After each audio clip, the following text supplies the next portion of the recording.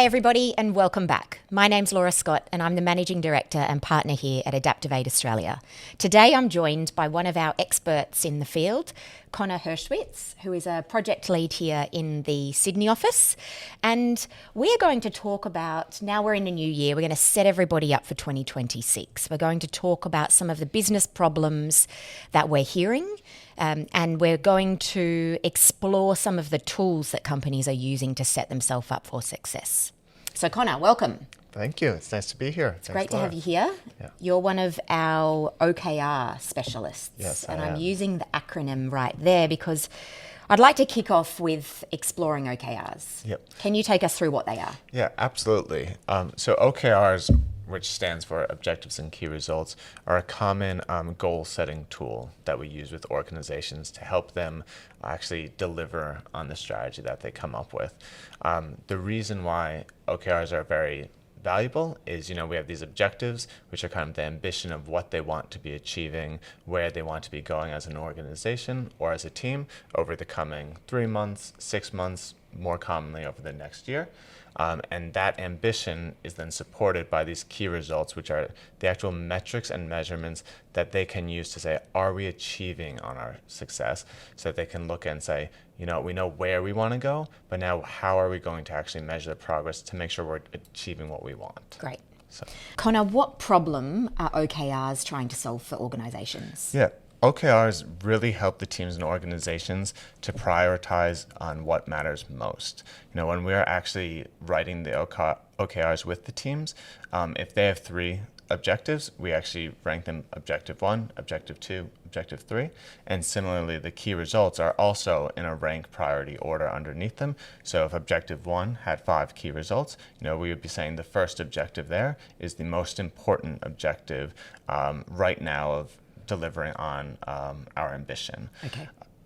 Where that's helpful is a lot of organizations, they might be delivering a lot of work. I was working with a client recently, and they were saying that if they gave the teams like 100 pieces of work to do, they would deliver 95 of them, but the 5 that they would miss would be the 5 top priorities because they weren't clear on what it was that was most important. They just had a list of everything they needed to do, and to the average team member, it wasn't always clear what the most important goals were for the organization. So you raise a really great point. So the 2 things I heard there were prioritization. Yep. It's a tool to allow organizations, businesses of any size to ruthlessly prioritize. Yeah. The other thing I heard is alignment. Mm-hmm. So let's talk a little bit about alignment and autonomy. Now, as a company, we pride ourselves on helping companies with alignment and autonomy. How do you see this supporting the execution of OKRs? Yeah, so I'll start with the alignment piece because it does enable both alignment and autonomy. When we're speaking about the alignment, the way that we actually write the OKRs is first we are with, like the executives or whoever's leading the team coming up with what their priorities are and understanding what's most important to them right now. But we don't just take their objectives and key results and say, this is everything we need to achieve, and then take it to the team. Instead, what we do is we take that, then we meet with the teams, and we actually draft up more key results to understand what is it that they're working on that's most important to them right now. Because, leaders often aren't across all the things that are going on in their organization, so they might forget about things, and only when they're actually collaborating with their team do they get reminded about these other in-flight pieces that are really important and need to continue on. Yeah, great. So alignment is the cross between top down and bottom up. Yeah. So ensuring that there is co-design or there is direction from leaders and there is co-design from teams coming up.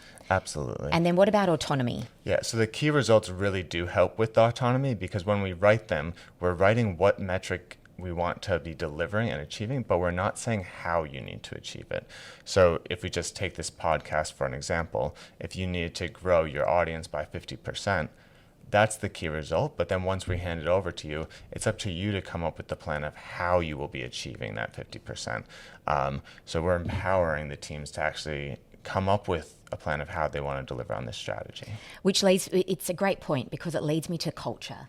I think what we have seen is OKRs foster a culture of alignment and autonomy. And by giving teams, firstly, the opportunity to co-design a key result of how they are going to contribute to the success of an objective, really helps from a culture perspective of ownership, of transparency, of alignment, of bringing teams closer together, giving them a really great conversation and an opportunity to communicate in a different way where they possibly haven't done before.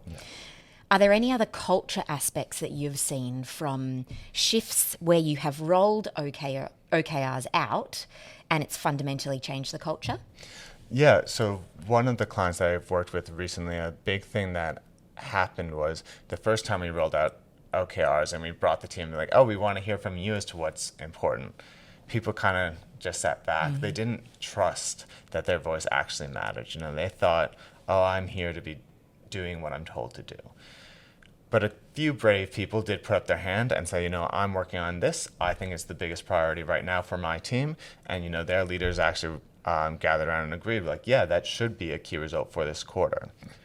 Interestingly enough, the second quarter we did the key results, a few more people start putting up their hands. And this third quarter that we did it with them, almost everyone was contributing, saying, can we be adding these key results? Can we bring it up?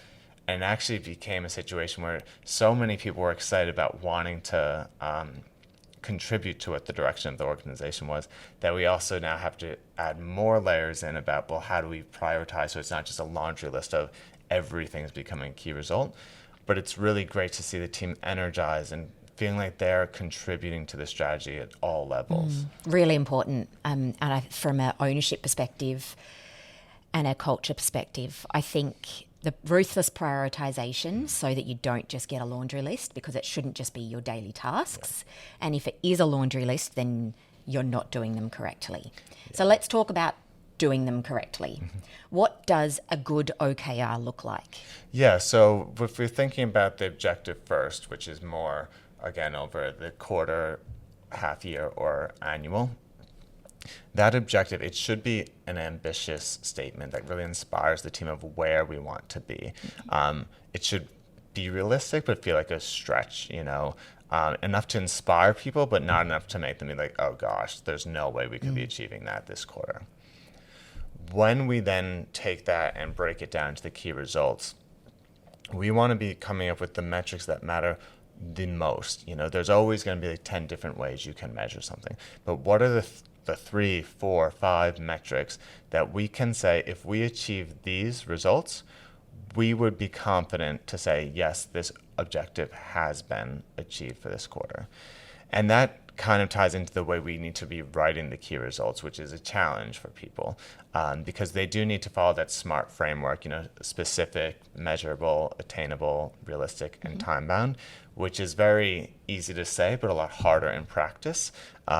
Oftentimes, you'll have people, for example, say, oh, our key result is to deliver the plan, which is great, you should, but what are we actually getting out of that plan? What's the metric we need to see of our customers, for example, to increase, and focusing in on the outcome that we need to be achieving with the key result, and the metrics that will be moving the needle is really important. Similarly, someone might say, our goal is to write a report. Sounds great. Initially, people might sign that off, but what do we mean by write? Like, if I just write it and leave it on my desk, I've achieved the key result. Versus if I need to actually prepare a document and have you, Laura, as my managing director, endorse it, that's a whole nother level of scrutiny that I need to go under. Okay, so we need to be really specific with what we are doing when we are writing key results. Can you talk about measurement of key results? So but as a OKR fundamental, there is a 70% success rate, and if you are getting 70%, then you are successful. How are you pushing teams at the moment to set ambitious OKRs? Yeah, that is one of the cultural shifts, which even connects with what we were speaking about earlier, that we really need to embed into the teams. If we're getting 100% on every key result, then we're missing the point of them being ambitious and this stretch goal. So the reason why we target as 70% is that's once we get to 70%, we've achieved what we thought we could do. But when you look at 70%, you still want to go a bit further. You want to push yourself to get to that 100. It's more natural and just people like to achieve. That in itself, though, obviously requires some trust within the people that they know that if I achieve 70%, it will be viewed as I've been successful and won't be held against me, which does take some time. And one of the ways that we address that is the first time we're writing key results, I do usually speak with the leaders and encourage them to be a little less ambitious that first quarter. We want people to be achieving that 70% and that 75% the first quarter so that they start to see the power of them. And then slowly but surely, when they build that culture of trust and accountability, then we make them a bit more stretch each quarter. And they really get into it. People want to push each other more, and they start challenging each other's key results. Say, I think you can go a little further this quarter. So. Yeah. So some leaders say that OKRs kill agility in a company because they're making teams lock in for the quarter. Do you think this is right? I don't. And I also think that is another pitfall of people viewing OKRs as this like one-stop shop to solve their problems. If again, they're a goal-setting tool, but we have to be using them with our ways of working. So if we just write the goals, we have to be putting in the processes to actually measure them and hold it to account. So what we commonly do use OKRs with is things like a quarterly delivery cycle where we're setting the objectives and key results every quarter, because again, that fits nicely with how many organizations are running already. And then when we're writing the key results, we actually want to be checking in on the progress every mid-quarter, every month, every mid-quarter, depending on the cadences that they're already using, to say, how are we tracking towards our delivery? And when you're doing that, you actually are more agile, because if I'm achieving all of my key results, then the question can be like, okay, well, what am I working on next? Should I just continue doing my business as usual work? Or are there other key results where I could lean in and help them achieve their key results? Similarly, you may have a case where all of the key results, if you're putting like a laundry list out there, are only getting to like 50%. And then it might actually be like, you know what, I think we're trying to do too much right now. Why don't we try and focus on a smaller number of key results and move the teams to be focused on what matters most now, and then try and deliver that? Because I think we can all agree we'd rather have 3 things delivered 100% than 10 things delivered 50%. So what I'm hearing is it actually makes a team more agile. Yeah, I think with the right tools. Yeah, it's moving them to the right place at the right time with the right people there. Yeah, and it's giving visibility into, are we actually achieving what we want? So Yep, great. So can you paint a picture of a team that is using OKRs really well that you're working with at the moment?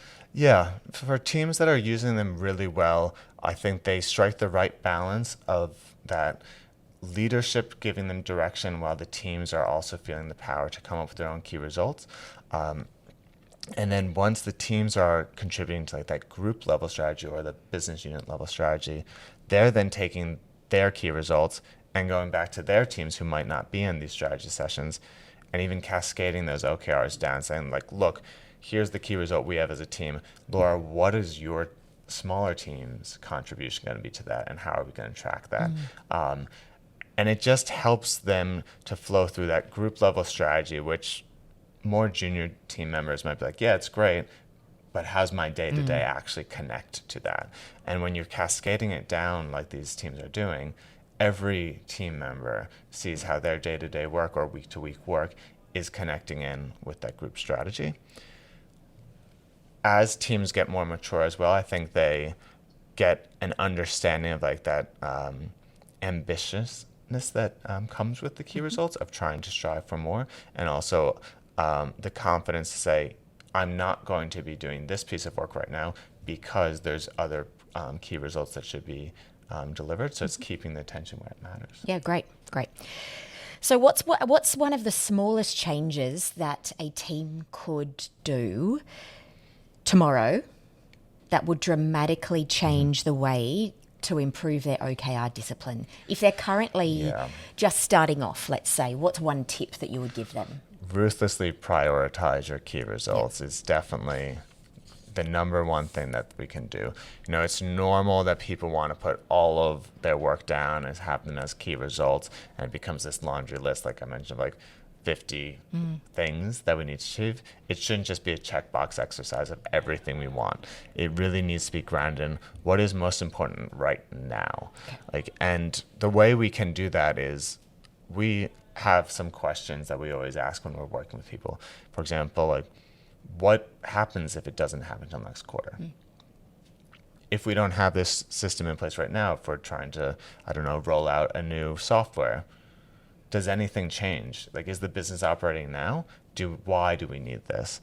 And those challenging questions, while they are initially a bit hard, which is why we help and facilitate them, once you start to do it, the teams actually start to want to prioritize because they want to be focusing their effort on what matters most. And they also don't want to be trying to do a million things and then stretching their own capacity.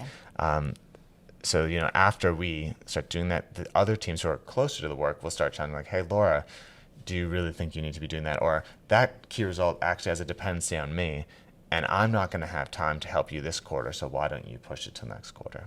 Great. So you've implemented OKRs with quite a few teams in different industries as well.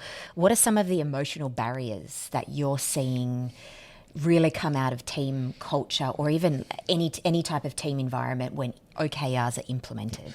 Yeah, so when we do the OKRs, the end result is that the teams do feel, you know, more empowered, more aligned, more accountable. But it is a journey to get there.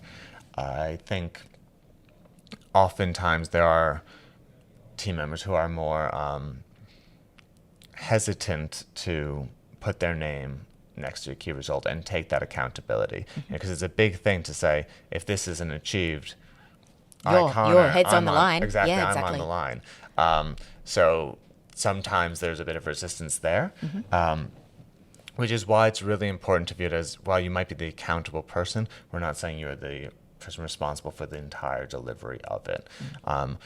And it's also trying to break it down.